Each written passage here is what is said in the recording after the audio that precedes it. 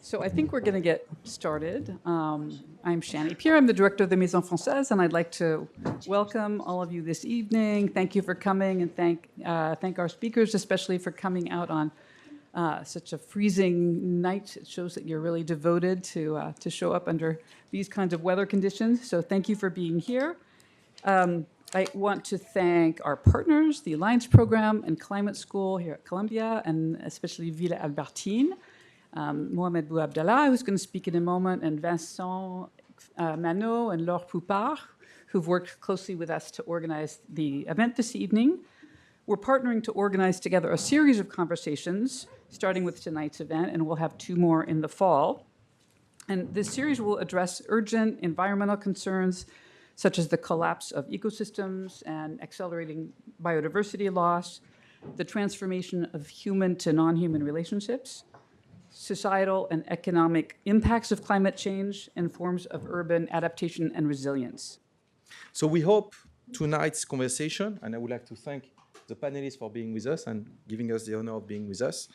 We hope that tonight's conversation will spark new ideas and new connections between France and the US, and that people, all of you, will come out of this event feeling invigorated. And so before handing back the microphone to Shani, I would like again to express my heartfelt thanks to all the organizers and especially the team of Villa Albertine, Vincent Manot, Laure, and all the staff. So thank you very much for being with us, and I wish you a very pleasant night. Thank you very much.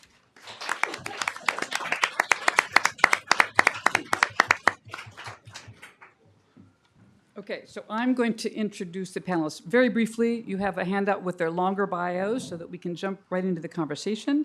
Corine Pelluchon is a French philosopher whose work examines the ethical and political underpinnings of our relationship with animals and the environment, among many other issues that she works on.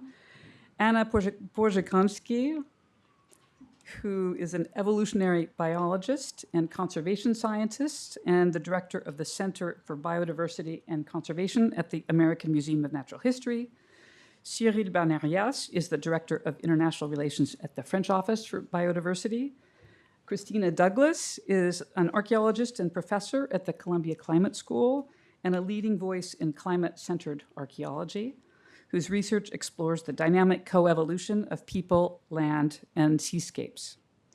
The conversation will be moderated by Sarah Sax, an award-winning investigative journalist and video producer who covers stories about climate change and the environment. So please join me in welcoming them, and we'll pass it over to Sarah.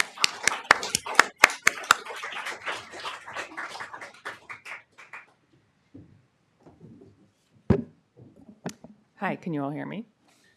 Great. I'm very excited to jump into this conversation. As a heads up, we will have a Q&A at the end of this session, so please record your questions and we'll have ample time to gather those questions.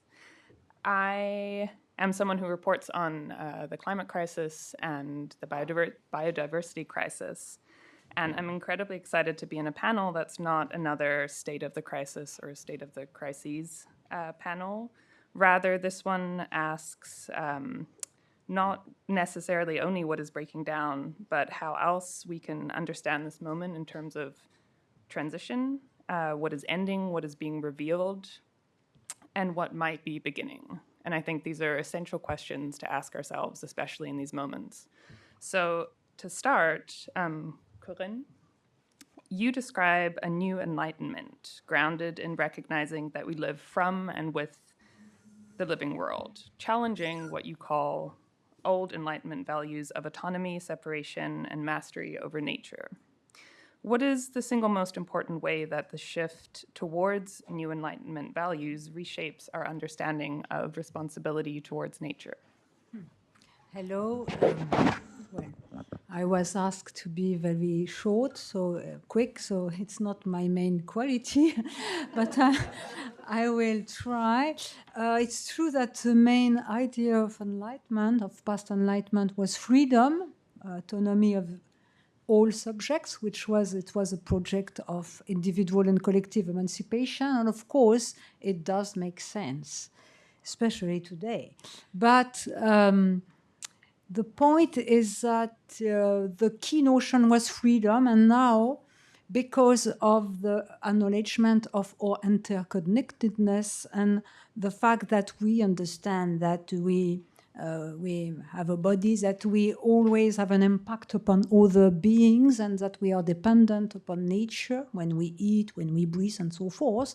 The structure of our responsibility has changed, and our freedom is changed from within. So I think that the main notion, the main point is to reconfigure autonomy in light of our corporeality and the materiality of our existence. And in a nutshell, ecology is not reduced to the fight against climate change and the erosion of biodiversity. It has also social and existential meaning. It's a way of, it's a wisdom of our dwelling on Earth, and it shed light upon the fact that justice toward animals, other speakers, and future generations are part of the definition of the common good. So the new enlightenment, which comes after the collapse of enlightenment because of Auschwitz, Hiroshima, the colonial crimes, and the fact that reason has, there is a reversal of reason into irrationality.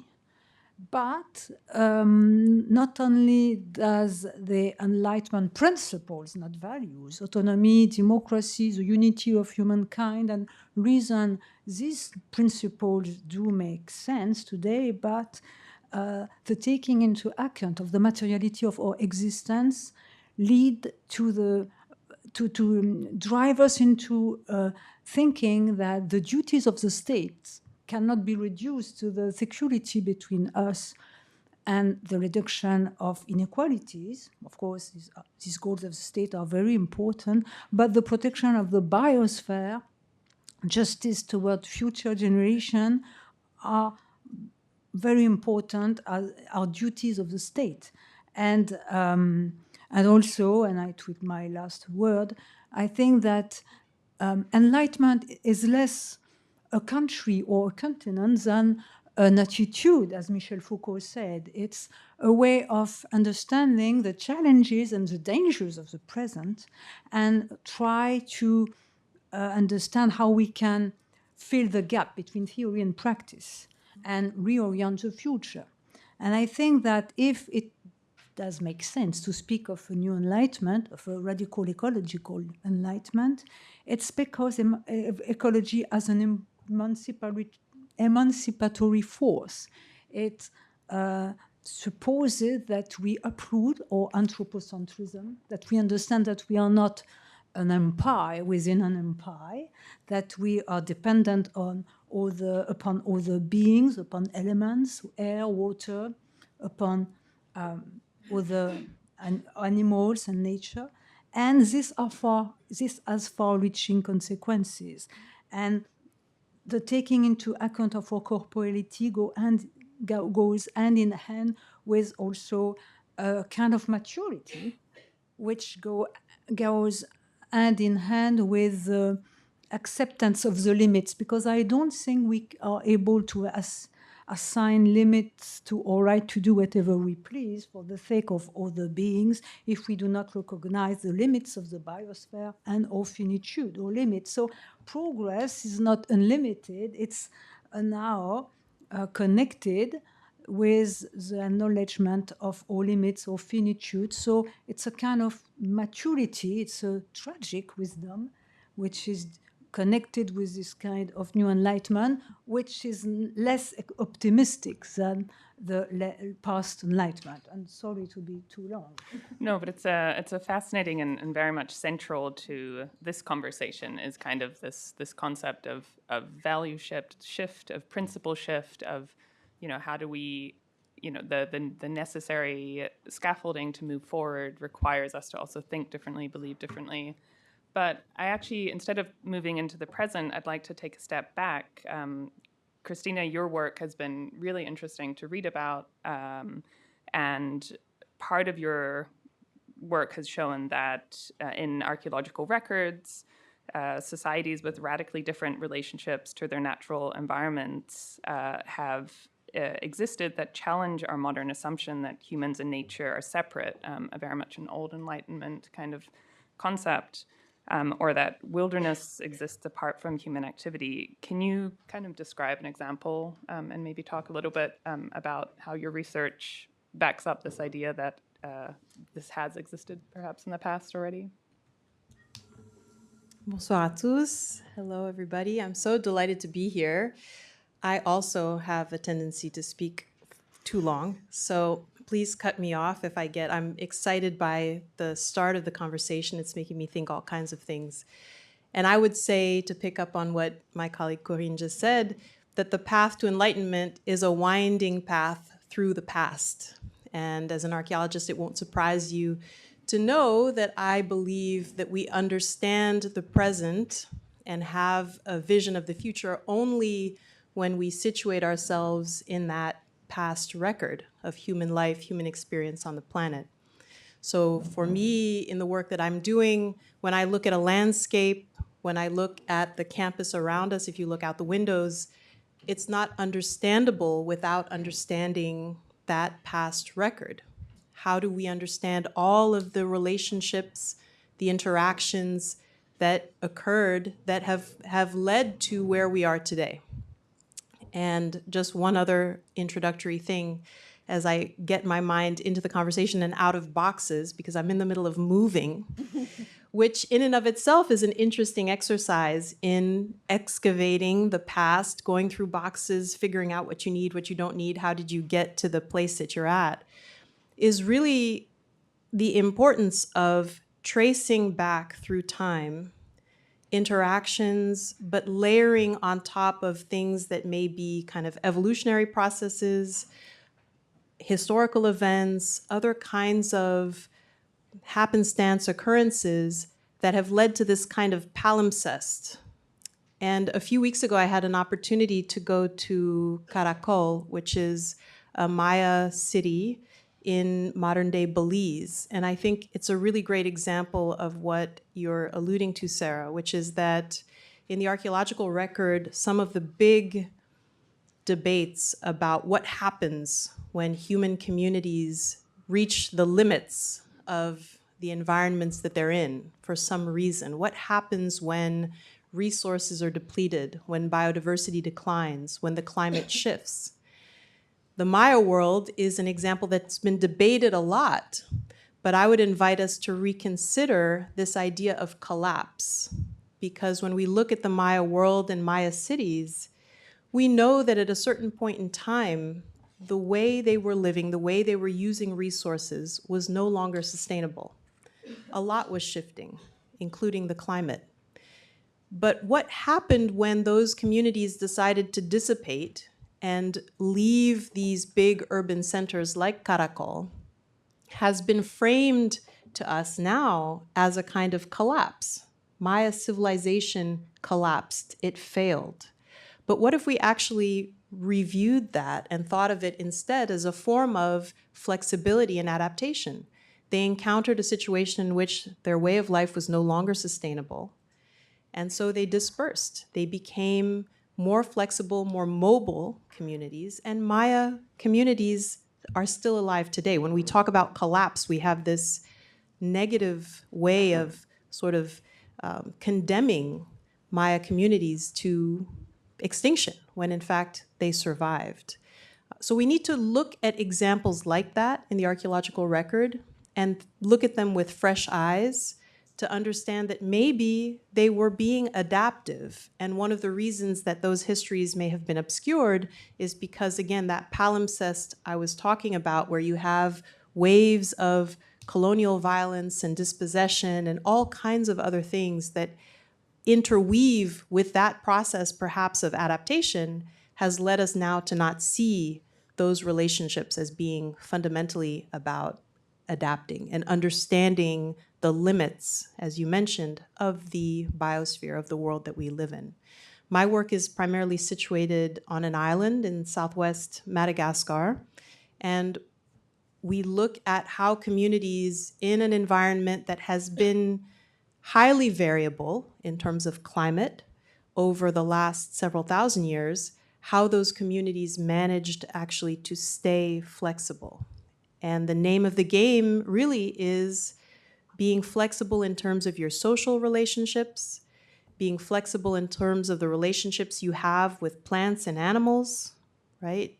If a certain species is declining, perhaps you shift your strategy and you rely on something else, or you build a relationship. I like to talk a lot about relationality. You build a relationship with another set of beings, right? So we look at this evidence of flexibility in the past. People were highly mobile, so they were flexible in terms of their location, and they were flexible in terms of the kinds of livelihood strategies they used.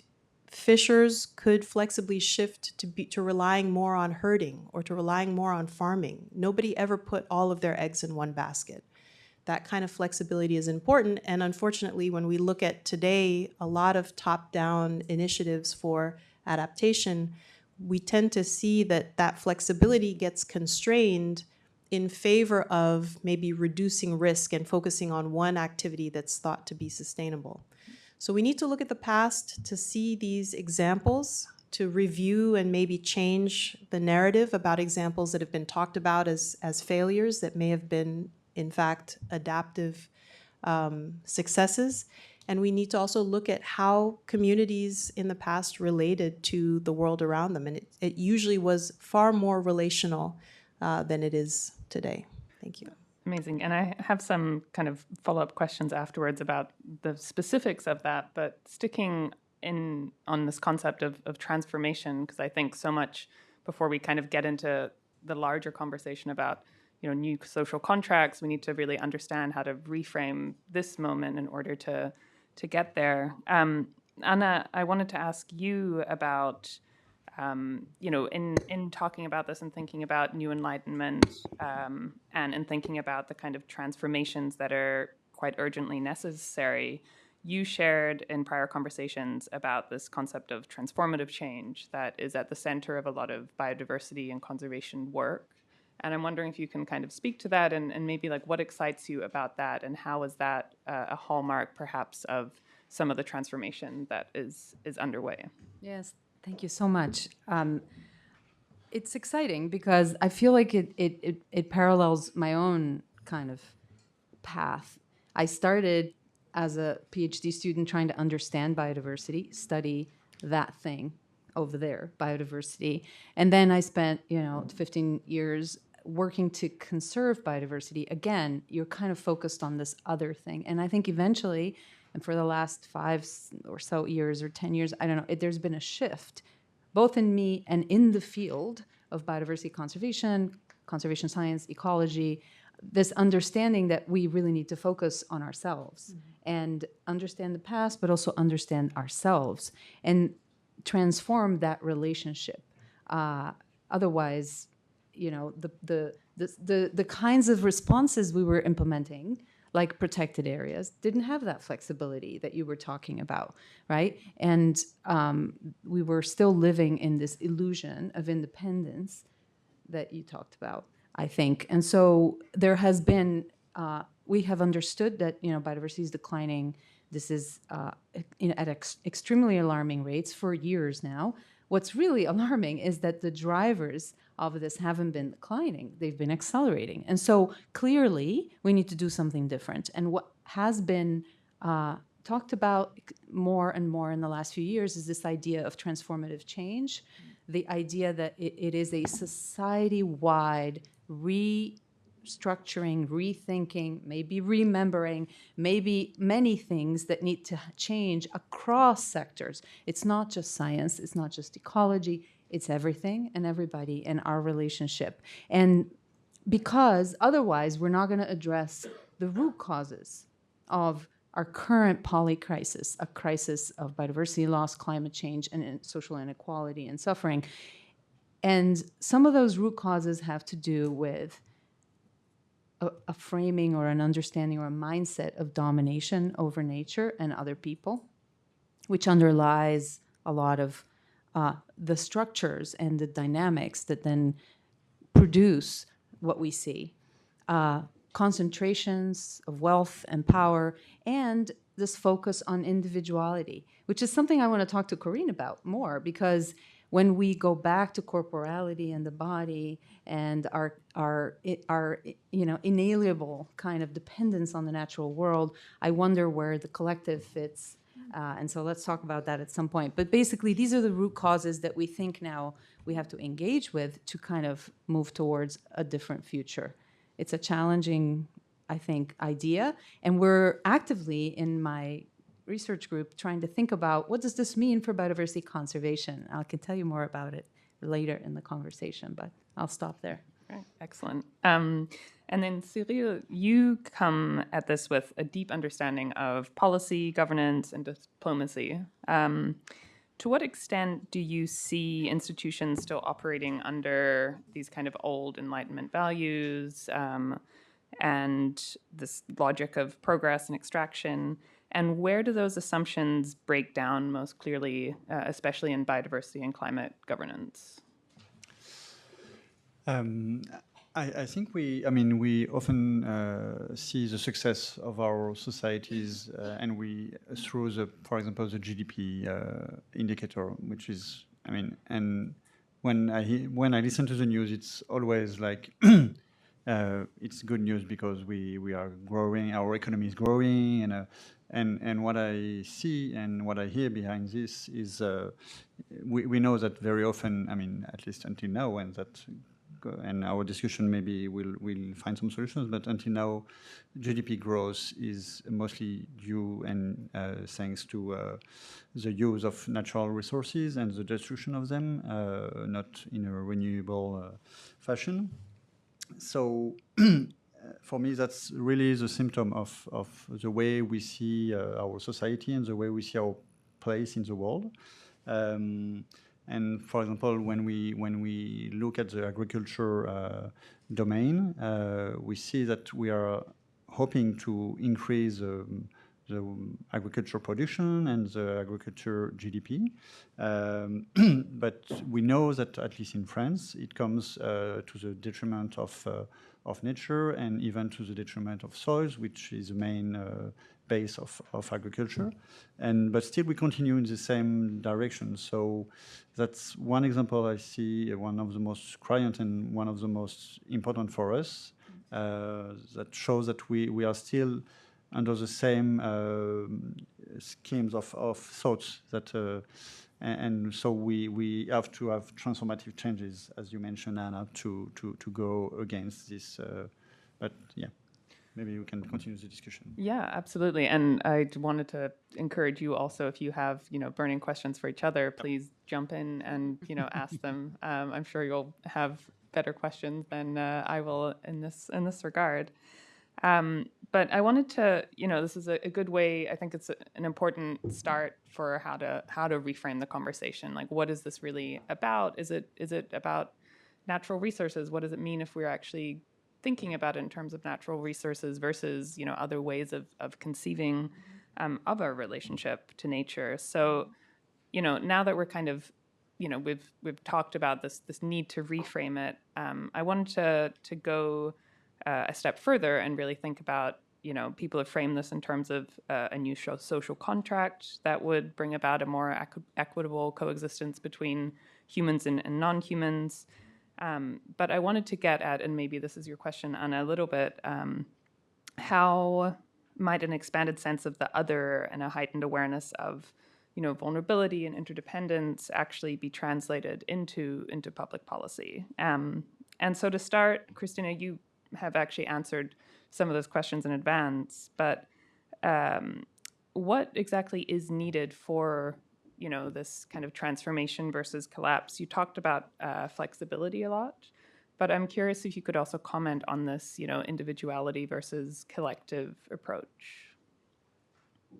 Well, so thank you for the question. The two elements that I think are essential are flexibility and diversity. We need diversity of thought, we need diversity of species, we need diversity of everything, of strategies, and we need then the flexibility to be able to adopt them. But to your question about individual versus the collective, I think this is really a tie across what all of my colleagues here have been talking about, is really understanding our relationship to the world around us and our relationship to others in the world around us. Climate is, I think, the most dramatic catalyst for us to rethink our relationships in the world. And climate change specifically today is distinguished from climate change in the past. My students, if you're here, I know some are here, you've heard me say this before, but the distinction is that climate change today was driven by and continues to exacerbate inequality. Climate change in deep time has often been pointed to as evidence that, well, you know, we've been there before, humans and other species, the planet is always in a state of having to adapt to climate change. But the main difference between climate change 1 million years ago, you know, as our human ancestors were developing, you know, new forms of cognition and technology, the main difference is that climate change today is driven by tremendous inequality and is exacerbating inequality worldwide. And that inequality leads to all kinds of injustices, injustices that can be intergenerational. What is this generation leaving for those that are coming behind, right? Forms of injustice that are related to other beings on the planet. How are we treating plants and animals, right? It's all about these relationships that we are needing to rethink. Climate change today gives us an opportunity to rethink that and to transform the way we do things. To me, as an educator, one of the first places that I can take some action to try to get at this tension and this state of relationality that is in crisis, relationships to ourselves, but relationships to others, is really with teaching, with the classroom, with learning. And so in my classes, I try very hard to not only teach a subject matter, but to think about how to reteach relationality. Even relationality with regard to knowledge. It's ironic to me that we're talking a lot about co-production of knowledge, and I've said it, you know, I've been in workshops about knowledge co-production, but that I fundamentally think that production of knowledge is the wrong way to think about it. Knowledge is there, and we have an opportunity to access that knowledge and then to be stewards of that knowledge. But knowledge stewardship and knowledge seeking and accessing is a relational practice. We know things because of the relationships we have. And we seem to have kind of put that to the side, including in how we teach. You know, how can we build classroom communities that help us all, not just students, but teachers too, all learners, understand our relationships and understand that the only way forward is by treating those relationships with great care to our fellow, you know, people, but also care for the world around us. There's so many things that we do and take for granted in the systems we're a part of, whether that's an educational system or otherwise, that could be shifted. And I think making those shifts, you know, a very simple example, very simple, but to me fundamental rule in our classroom space is that when somebody speaks, they should first acknowledge the person who spoke before them. Acknowledge where that comment is landing. The comment comes from your interaction with and engagement with what someone else before you said, whether you agree with them or not. But building a practice of constantly thinking in relation. I think that's really important. And I think there are so many things, that are making it really hard for us to remember those basic practices of being with each other and understanding each other. But I think those are some very fundamental things that have huge, huge impacts as you scale up to looking at things like a conservation program or policy measures. These are sort of the building blocks of how we get there, in my view. Can I add something to that I think I meant to mention before, which is, that I think, as Robin Wall-Kimmerer has said and others, is like what we're trying to really conserve and protect and sustain is relationships between non-human beings, but also human beings and non-human beings. It's not the things themselves, it's the relationships, right? And I think that Robin Kimmerer has told me this thing that, we can think of many ways in which we humans have a detrimental effect on other species. Well, what about sustaining relationships, stewarding relationships? They are there. It's just they're less visible, they're less dominant in our culture, but they're there and they're really important. Yeah. Absolutely. And I think Corine actually makes me think of, you talk a lot about, this kind of the very basis of relating to another being or to the environment as being kind of first and foremost grounded in the body. So I'm curious what you have to say to kind of those concepts. Concerning the link between our corporeality and the kind of basis for talking about relationality and the need to be able to relate to other people, and also the need to change the way that we relate to other people. Well, it's true that corporeality, when you have pain, you are alone, so to say. And but it's true that when I speak of corporeality, it's to put the emphasis on the fact that we live from things, from water, food. So we are not only, existence is not only understood in light of a project of our will, but we have a passivity.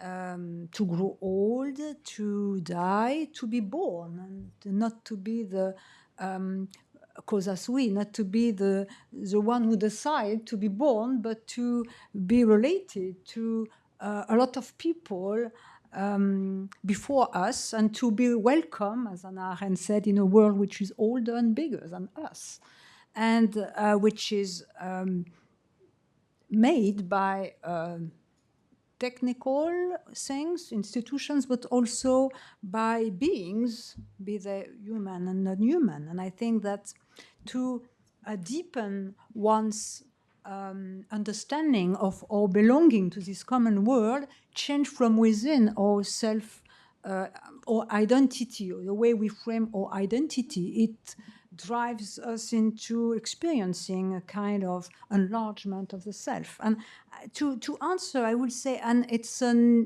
physical experience, because it's true that when you eat, for me, eating is a social, a total social fact, because it has, of course, an affective dimension, a biological dimension, a cultural dimension, but also a political dimension, because when I eat, I have always an impact upon those who produce the food, and upon animals. If I continue to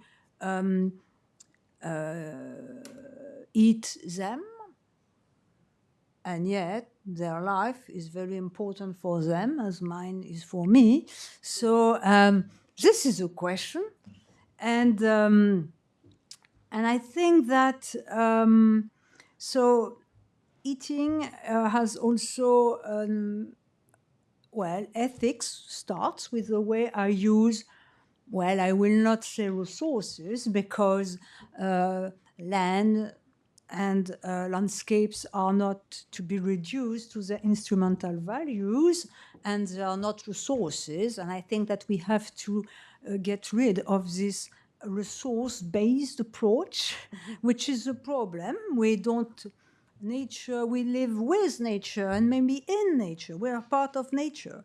So, and if we deepen this corporeality, we understand that we all are relational, and that we have an impact upon beings whose face we do not see, because sometimes they are not yet born. So the structure of our responsibility has changed. And when we think about the fact that with our technologies and our modes of life, we have an impact upon billions of beings, I think that it's very difficult. But I think to answer the first question you raised, and I will not be too long, I think that there are different levels to understand the way we can change things. The individual level of lifestyles and food is, of course, very important because it has far-reaching consequences upon water, upon justice, upon hunger and malnutrition, and of course upon animals who are often neglected by ecologists. They speak of biodiversity, but sometimes they forget that each sentient being wants to exist. And and I think that the lifestyles, we cannot have an ecological transition if we do not change our lifestyles or modes of consumption. But the problem is that sometimes ecology is seen like a mere burden, and the point is to make people have pleasure to change their lifestyles. And this cannot happen if they do not understand the value of other being and if they do not understand themselves as related to other beings, and if they do. Well, so ethics is no longer an abstract discipline. We have to understand that it's a way of making room for other beings, or to set limits to my right to do whatever I please for the sake of other beings who are different from me, but who are part of my life once I eat or do something. And last but not least, of course, there is no ecological transformation without some radical changes in our modes of production. And Cyrille spoke of agriculture, which is reduced to industry, which is crazy. So, and it has an ecological, environmental cost, but also social cost, because farmers are deprived of their self-esteem because they are reduced to workers doing things instead of having wisdom, a physical wisdom of The land. of the land and so forth. So, and I think that we have to work at different level, and of course the political one. And there are some obstacles to the change, but there are also drivers. And I think that it's very important not only to focus on the obstacles and the difficulties, but also to help people have the desire to change and to understand that, of course, we feel that the climate change is too big for us because it's shed light upon the precarity of our existence and upon the precarity of our civilization, and the fact that we have to take into question a lot of things we have learned and that we considered as good. So it's a collapse, a personal collapse. And I think that the point is to also go through this negativity, these negative emotions of anger and fear and so forth, and fear for the world and also for our life, and to also to transform them into action. And this is part of education, which is not only reduced to reason, to information, but also which, it's what I said when I spoke of kind of maturity. It's a point, it's very important. I just say when I met once the guy who, you wrote this piece, which was very interesting, very crazy, limits to growth, meadows. And he said, well, we need a mature society. But what is a mature society? So I will say, we spoke at the beginning of this round table of enlightenment, but what is enlightened? What is it to be enlightened today?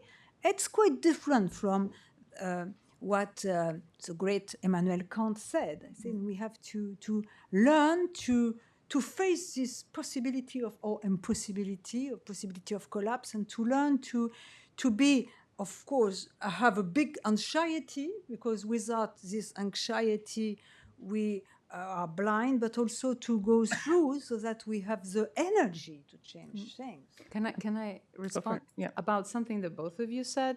This idea of diversity in ways of relating to nature, ways of and maturity. Both are making me think of this idea of maybe maturity could look like, and it has been proposed by others, not just me, but that, you know, plurality in decision making, plurality in how we value, in how we relate to nature, because different people relate to nature differently. There isn't just our modern way of relating to nature. There are many different ways of relating to nature. Some people relate to nature and live, you know, I.P. Best has said, the scientist in that government, in that body, that there's different ways of relating. Some people see themselves as living from nature, others as living with nature, others as living in nature, and others as living as nature. And if we were to take these different ways of relating to nature in part of our decision making, if it was more pluralistic, you know, as a society, that might look more like maturity, because there might be more limits.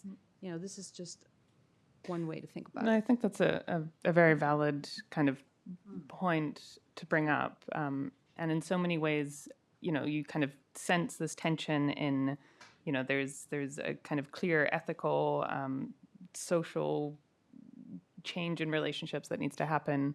And actually, Cyrille, I want to ask you this, because you work kind of in the policy world. It seems like there's both a movement, but also like large obstacles to having that kind of plurality. You know, there seems to be some of the best science comes out of, you know, collaboration and really bringing together people from different bodies. But it seems like a lot of those collaborations also, you know, either fall apart or are difficult to sustain. I'm curious if you know, have thoughts on what actually enables new ways of being within institutions, like what has been successful when they do work. So I mean, I think it needs a real, I mean, as our world is built with like governments and things like that, it really needs a leadership to make the change. So that's one of the difficulties, because I mean, some leaders at some point may think that it's the right thing to do, but it has a political cost, which they have to be very strong to support. But as our society structure, I think we need to go through that yet. Maybe it will change in the coming years. But still, some institutions change, and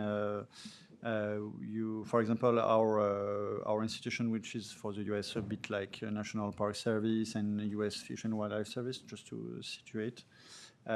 We used to have the very classical approach, like law enforcement and protected areas management, so very, very classical. But we added the mobilizing society aspect of it. So we now try to work with arts, with education as well. For example, we train young students to become stewards of natural areas, so that they understand how natural ecosystem works and what are the constraints and how they can be part of it. And we also explore new subjects such as environmental amnesia, because we understand that people tend to forget how the environment was. Shifting baselines. So, and you always refer to what you know, what you remember, and you don't think that, for example, there were so many turtles in the Caribbean in like 200 years, so you could almost walk on them. And you think that seeing one in 10 years is normal. And we also work on the concept of sovereignty, which, for example, in France is now brandished as an argument to protect agriculture against biodiversity, and also on social cohesion and biodiversity. So we try to explore new arenas and new of thought to also feed the debate. But I would have also a question for Kristina maybe later. And do we have any idea of how the Maya took it when they had to change their way of life? Because that's something that we face. We know that we would have to have radical changes, transformative changes in our society. It will change the equilibrium, who is rich, who is poor, etc. So, and we know we'll face very strong resistance from many people. So do we know how those people, how it happened, and where is it a pleasure to change? Was it under a constraint? How? Do you have any idea? Mandated from above. Thank you, Cyrille. I think, well, first of all, I'm not a Mayanist, and anybody who knows the world of Maya archaeology knows that you shouldn't, be careful what you say. But that being said, my own view on this is that probably it was most difficult for those who were relying on differences in power, so the elites who relied on, this urban form of organization to sustain their elite status and leadership. I think for the elites, this was probably the most difficult transformation. And, there's a lot of evidence of conflict and competition between different Maya cities in the past. I think for everyday people, and unfortunately, in the archaeological record, everyday people are usually those who receive the least amount of research attention. But for everyday people, this was probably par for the course. You live in a way where you are very in tune with what's happening with the trees and the plants and, the howler monkeys around you. And you adapt and you adjust, you make these adjustments all the time. You expect them. You expect them, and this is something that I think as we disconnect more and more, we lose that closeness in the relationship. We forget a lot of things. You just mentioned the shifting baseline syndrome. We're, I think, experiencing more and more intense symptoms of the shifting baseline syndrome as we go. I mean, so many people no longer remember to ask or tell, depending on what side of sort of the generational spectrum you're on, things that are really important and valuable pieces of information, like to recognize the plants around you. I know Robin Kimmerer talks about this as well, but this concept of plant blindness, walking around and seeing plants that may be medicinal or may be nutritional. Aware they're alive, actually. Being aware they're alive, Yes. understanding the linkages between certain communities and those plants. If you go to different neighborhoods in this city and you put on a different pair of glasses, you can actually see cultural worlds mapped onto the weeds that live all over New York City sidewalks and in forgotten lots. So I say all that to say that for people who were living as farmers or who were hunting or who were in some way relying on the environment for their livelihood, I think those adjustments would not have been as dramatic as we maybe think. But for the elites who were relying on that form of social organization, I'm sure it was a bit. This is something I've been thinking about as well, which is this idea of how we are all part of the system we want to see transformed and we want to see changed, and how attached we might be, all of us, to our current positions and trajectories. And what does it mean, really? How much of an obstacle is that, as well as vested interests or, other forms of resistance to change? I've been thinking a lot about that. If anybody knows some good things to read on that, let me know. Well, I was actually going to comment on something slightly different. I think that's an incredibly valid question, Anna, and actually one kind of slightly more provocative question that I have for all of you is, within this, within the urgency, especially of the climate crisis, and this idea that you can, in some cases, have transformative change, and in other cases, perhaps you cannot. And in that question, like what institutions, in your experience, have the potential for transformative change and what ones maybe do not? Like, what are the ones that we have to leave behind, and what are the ones that we should focus on kind of transforming? I think that's a question I'd love to get your takes on. And the second question I wanted to ask in regard, Kristina, to what you were saying about kind of the ability to relate to the environment, I think it's something that's fascinating with climate change, because climate change is so radically altering our ability to form those relationships with seasons, with different plant species. So, how do you see, like, where are these new, you talked about education, but are there other areas for new ways of relating? Are there different kind of places where we might seek out the ability to kind of form those relationships? I have to think about that. It rarely happens that I'm given a question and I can't immediately think of what to say, which probably says more about me. In the midst of moving. Well, I just, about your first part, may I jump in on that? Jump in. I think what you mentioned about GDP is one institution, to use the term broadly, that really has a lot of potential for leverage. That could really change a lot if we start measuring things differently in society. Another area is the legal institutions that we have, the laws, what is considered acceptable, what is considered a crime, what is considered to have rights, right? There's a whole movement now about giving rights to nature, which is happening in other places. These are interesting changes, I think, that are happening that could have reverberate across institutions and structures in society. There may be others. But those two immediately, I think, are really important. I mean, definitely when you speak about laws, for example, I mean, in France, and I know it's the same in other countries, our law enforcement on environment face strong pushback from agriculture, from other people, and for farmers and other people. And one hypothesis is that environmental laws are very young, very recent compared to other. I mean, for example, it's in society, we know that we cannot kill our neighbor. We cannot, normally, we cannot do that kind of thing. So it's really in everyone's mind. But environmental laws and respect of water, of whatever, is very recent in our laws. So it's still, I mean, you still have people discussing, but it wasn't on purpose. When you say our laws, though, you mean, certain laws, yes, right? Because for other cultures, there might they are very, yes. In some culture, it wouldn't come to anyone's minds to pour something in the water or to kill an animal without any reason. So, but that's one of the difficulties. So it completely goes back to that's an important point, because it's not like us humans are inherently this way or that way, right?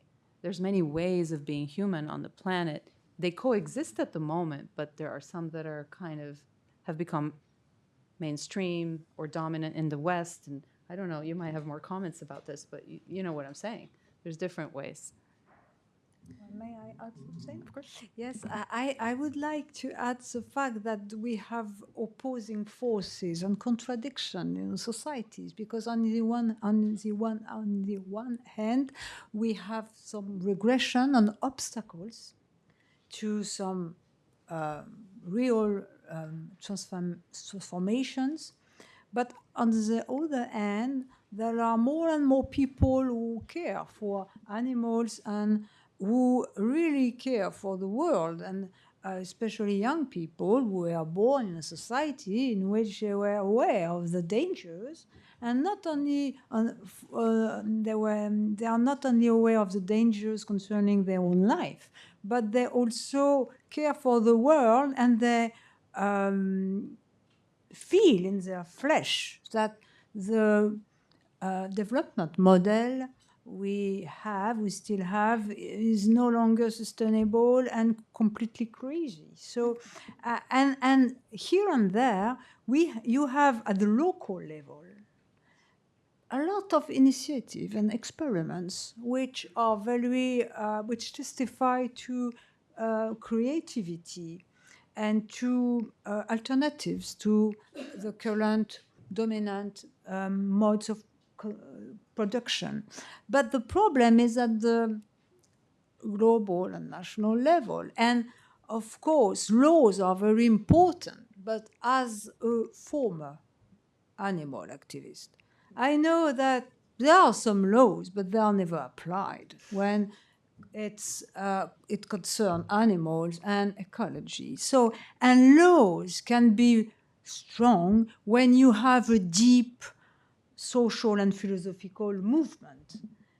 This is why I did speak of enlightenment, because I believe that we need some a way of accompanying, a way to accompany something that still exists in society, these strong but not spectacular forces of people here and there who try to do their best to change their modes of consumption and production. But of course, they have not the power. Well, we don't have the power. We sometimes have a small influence, but we don't have the power. Those who have the power, they prefer other We could have a whole other discourses. panel about power. So we have, but I think that look at Spinoza. This guy, he wrote the foundations of what we now call liberal democracy, the separation between church and state. Well, he had a lot of problems because of that, but still, and it took some centuries before our society, applied these principles. I think that, of course, for us who are already old, it's not a good news, because we give some tools, some guidelines in a very modest way, and we won't see the results. But I think the future is not fixed, and this is why I think it's very healthy to speak of enlightenment. Of course, also it's a very disparate enlightenment or tragic enlightenment, because enlightenment means that the future is not fixed, and that we can do our best to reorient the future at both individual and collective level. But of course, some very important forces work, and sometimes there are some regression, but there are this contradiction. And it's very difficult, especially for young people who have the feeling that, governments do not do enough, and that people, of course, intellectually they understand what is going on, but they continue to live, their business as usual. So I think that the point is that culture, it might not be a soft power. It could be better. What can we do in education, in culture, in ideas, so that this idea bring the energy for, so that people understand that ecology is not only a burden, but it's also an opportunity, something that awakes the desire for change. Because I think this problem now is desire. There is not a lot of desire. People are, depressed, which I can perfectly understand, but you can be desperate and have energy. I suppose desire to some extent. But desire, people have the feeling that they cannot do anything, and this feeling of powerlessness drives them into having a bad passivity. And this is why we all are responsible for what we say. And in France, for instance, those who advocate ecology, I quite understand what they say, but they are so, how can we sad, with face sad. How can they drive people into changing things And well, and they are so radical, but not in the good sense. Because you can be radical. I am radical, you know. I'm against But in the good sense. animal exploitation. I'm very radical, but I'm a good radical because because I belong to a minority. So, and when I want to be invited by people who still eat meat, I don't bully them. I'm so nice that then they tend to do like me. So I think that ecology, they should be very canny, very attractive, so that we try to change, well, and food, clothes. We can do a lot of things. We can do a lot of things and win the battle. And I think the way we do, and especially in France, where green people are so sad that that they do not, well, they just speak for those who are already convinced. So they should read Spinoza and Maimonides, who wrote in times of persecution, which becomes quite relevant today, and they will know how we change the future. Because, of course, I think we will die before seeing very radical changes. But we can be like Spinoza and those.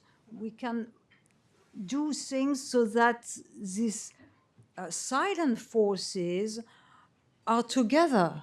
I think this is the point.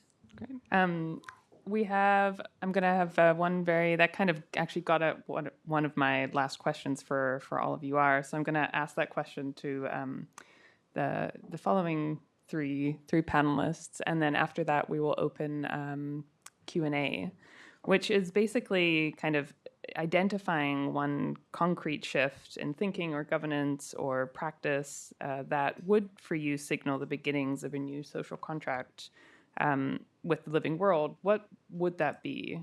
So maybe Cyrille, we'll start with you. And as a reminder, we have about 4 minutes for this answer, so maybe keep it to 1 minute. No, I mean, I think that, for example, the fact that we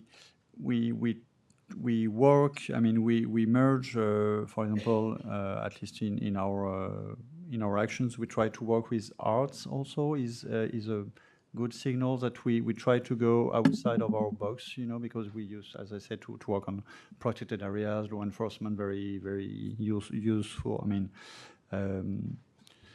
Aspects of biodiversity conservation, but we know that we have to work outside of our lane, outside of our box, and we try to go to other way of thoughts. And you mentioned also indigenous people and the way they can have other relationships to nature, and this has really been integrated into the IBES compendium and work, and that's a very good signal, I guess. So I would say anybody who's trying to do something that advances society, quality of life for people, and gives us a chance at a livable future should try. I would be encouraged if I see this work being oriented towards some of the root causes I talked about, oriented towards a relationship to nature that is not one of domination and to each other. A relationship is oriented towards the long term and not the short term, and not the individual, but the common good, that is oriented towards justice, sustainability, and shifting our path. And so I think this applies to anything, anybody doing any kind of work, business, architecture, economics, education, science. Is it addressing the root causes of our current polycrisis? Is it oriented towards justice and a sustainable future? And I have other thoughts on that, but that's it. I think that would signal a new direction.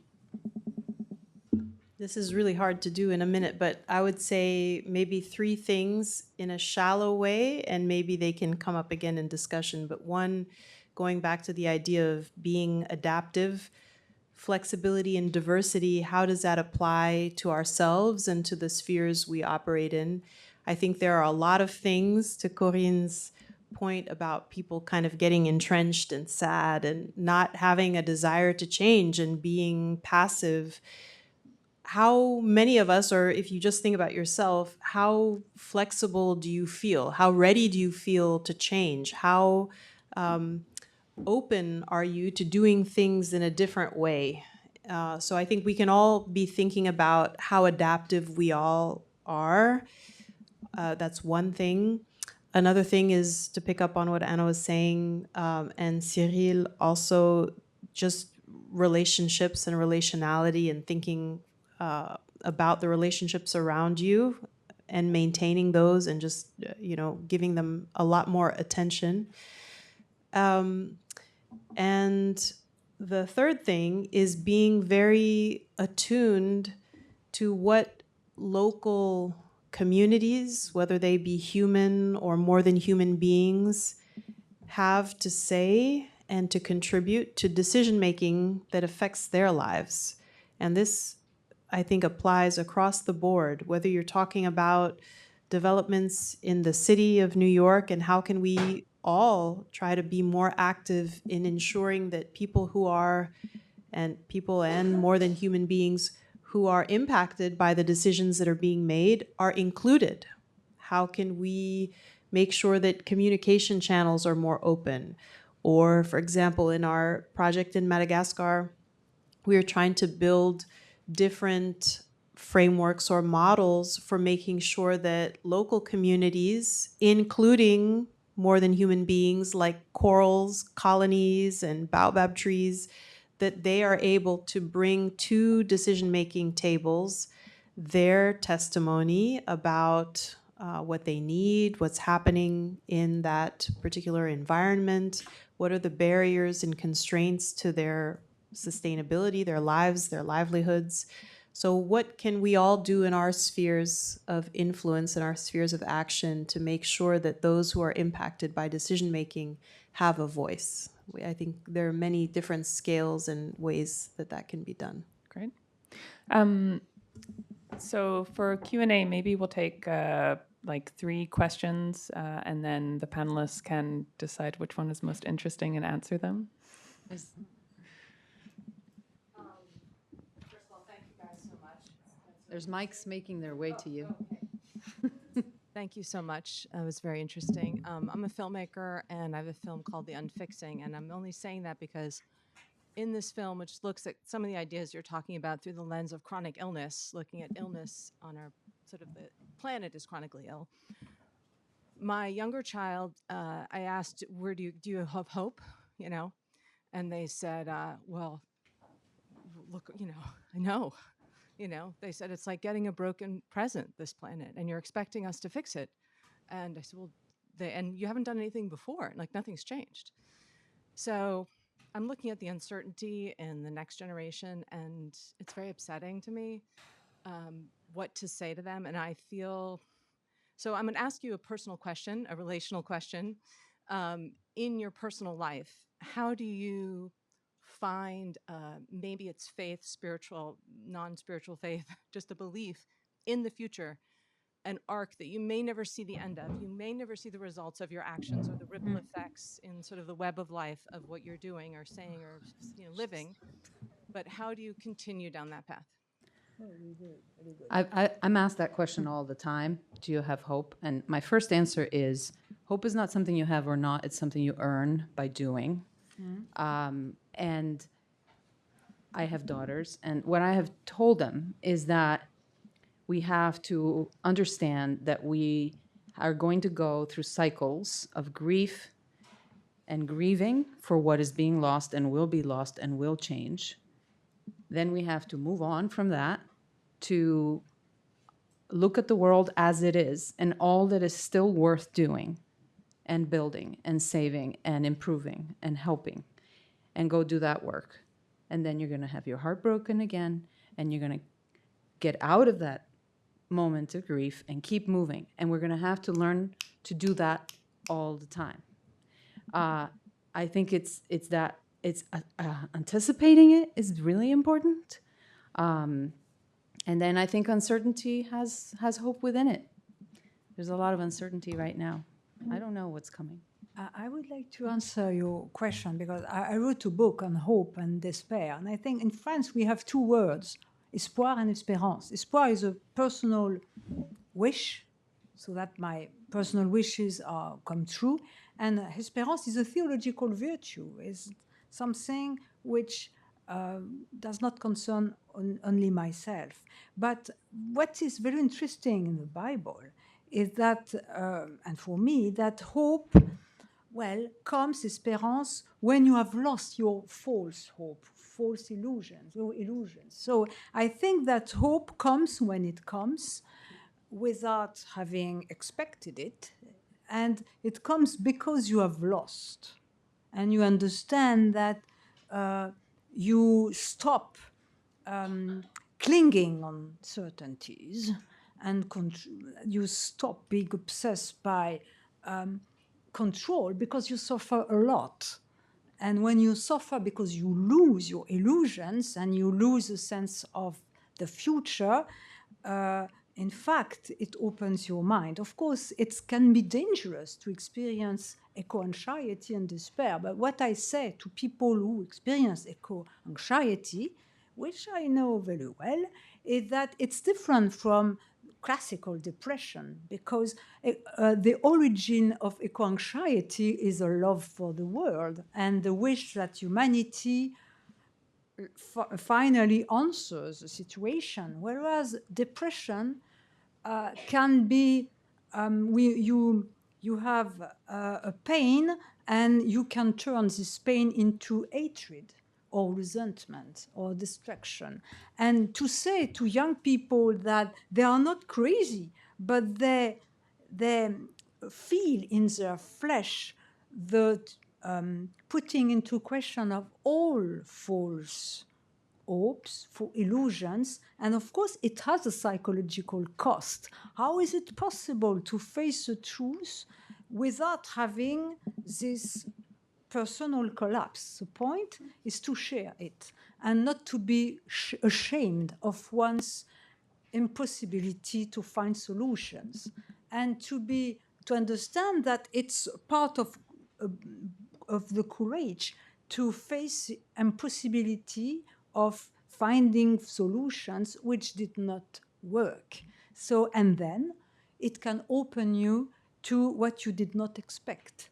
And I think that hope is the fact that you are able, in spite, it's always in spite of the chaos of the present and the opposing forces, it's the ability to see the precursory signs of something which could reopen the future. But of course, it's not spectacular. And I will think that there is a writer, Charles Péguy, who compare hope with a little girl nobody sees. And yet she's able to bring her two sisters, two other theological virtues, the faith, which he compares to a wife, and caritas, love, which he compares to a mother. And he said, hope is like is an energy. This little girl, nobody sees her, and yet she's able to bring energy. So I think, but for me, I think hope, which has nothing to do with optimism, which is a kind of denial, is something which finally supposes that we have this experience of loss, and that we learn to go through all a kind of personal collapse. So, and I think that a lot of people do not want to experience this negativity. This is why they flee in presentism, consumption, and sometimes in dogmatism. So I think that we cannot get rid of this. And so those who are suffering from eco-anxiety, we still have to thank them. And of course, if we can, to help them transform the negative emotions into something else. And the point is to share them, and also to see that in spite of all the mess, there are here and there some experiments which are very good and some precursory signs of something which maybe will come. Maybe we'll take another 2 questions.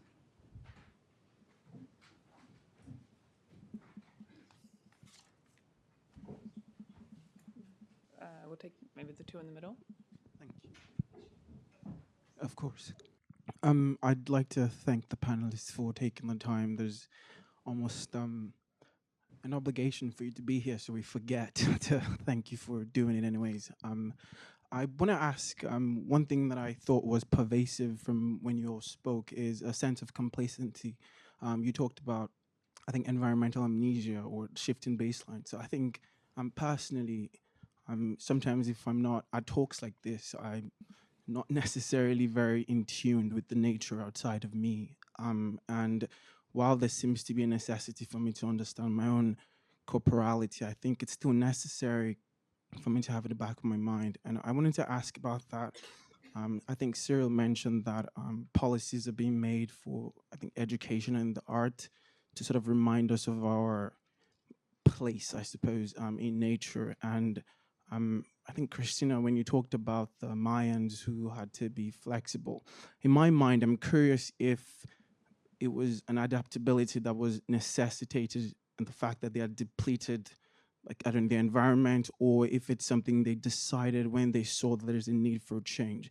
Now, while there is an adaptability that is based on a dire situation and a need to change, I imagine that that stems from maybe a complacency. If we forget our place and just let things go on. I guess my question then is, how do you help reconcile, or should I say repress, that complacency in the life of someone who's not necessarily as involved as you in the understandings of the environment or in the educational, or who hasn't come in contact with this art that reminds me? How do I personally, learn to repress that complacency? And maybe we'll get the question of the person behind you. Yeah, mirroring the gratitude of you raising all these things. I'm curious to hear what personally inspire you. It could be like policies, movements, initiatives that you see address this sort of deeper cultural shift needed to address sort of biodiversity, because to me it's detached now, and I know many examples where it did not work and did not address the root cause, but just some practical things that inspire you. I'm interested in hearing if you have any. I mean, first of all, I would say come to the Museum of Natural History. It will maybe connect you a little bit more to nature. I know, go to the park as well. But I think, one thing I think about a lot, and maybe others have thoughts on this, but in my work with indigenous knowledge holders and leaders in conservation, one thing that comes up a lot is the idea of the sacredness of nature, or the sacred relationship they have with nature. I'm not a religious person, and yet I think it might help us to actually think of certain things as sacred. Mm-hmm. And that could, that perhaps spirituality or other aspects of how people relate to nature bring back some of that relational lack of complacency, awe, connection, and I wonder how that plays into this. I really do, because I think that plays some kind of role somehow. It's something I'm thinking about. But personally, as a scientist, I feel a lot of awe all the time, and that kind of serves that purpose for me. And I won't answer your question quite yet. I want others to comment on that first question. Complacency, inspiration.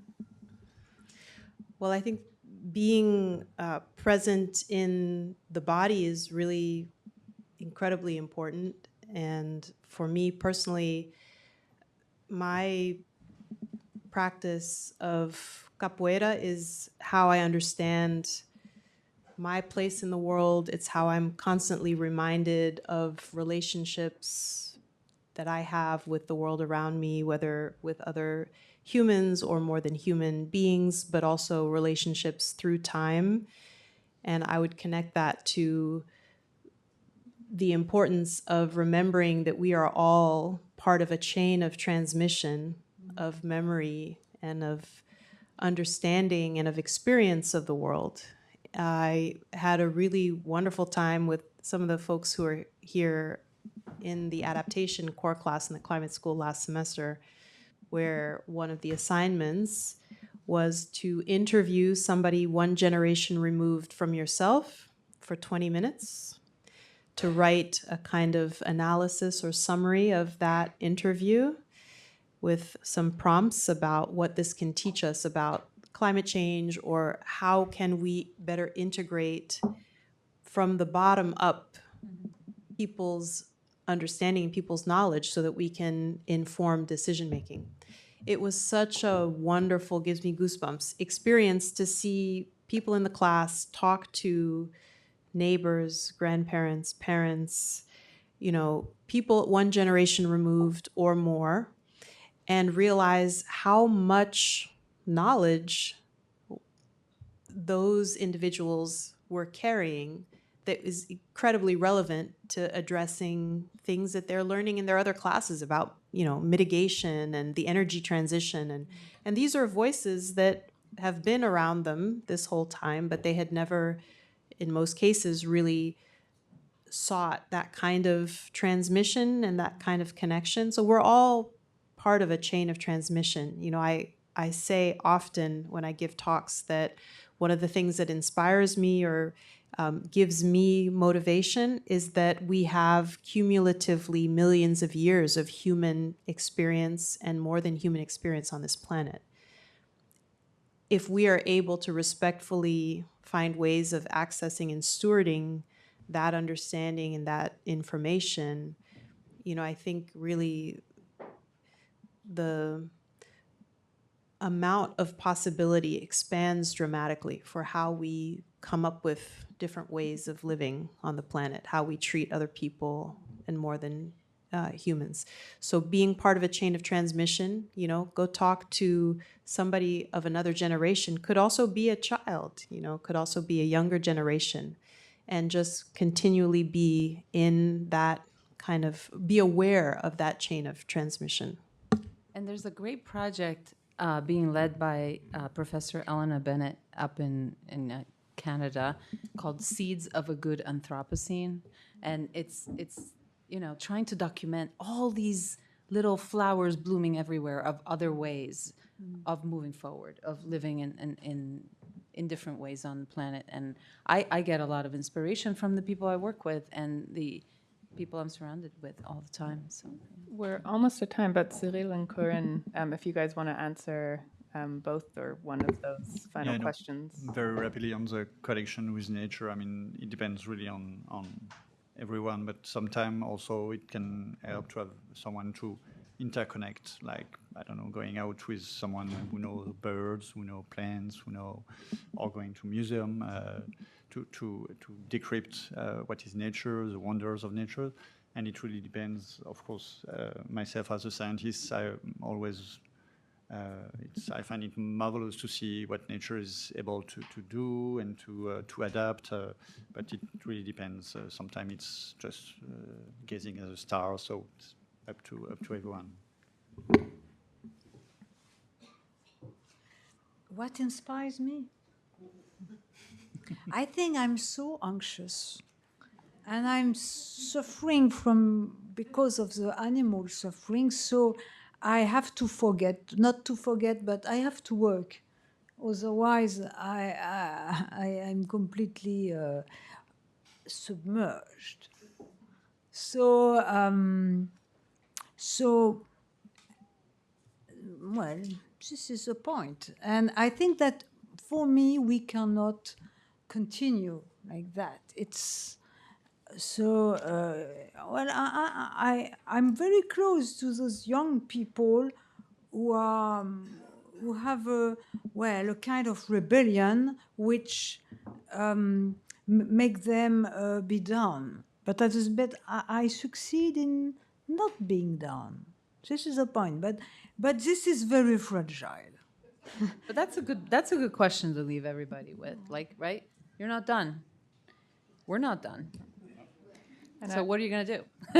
And I would also add, just from my own observations, having sat on and moderated a number of these panels, it's always interesting to me, and perhaps in a weird way, hopeful that many of the questions are increasingly personal. I think 10 years ago, you would not have had a panel like this, and people would not have asked, what do I do? How do I feel my way through this? How do I deal with complacency? How do I get inspired? And I think, despite the fact that, we've also talked about large-scale institutional changes and transformation, so much of what it circles back to are these changes in ways of relating to each other, to the past, to the future, to animals. And so that's also something that, I think is an interesting, topic and thing to bring forward with us as we hopefully continue these conversations outside of just this room. But seeing as we're 5 minutes over time, I will wrap it up. I'm not sure if the organizers have any final words. But otherwise, I would like to give a round of applause to our panelists.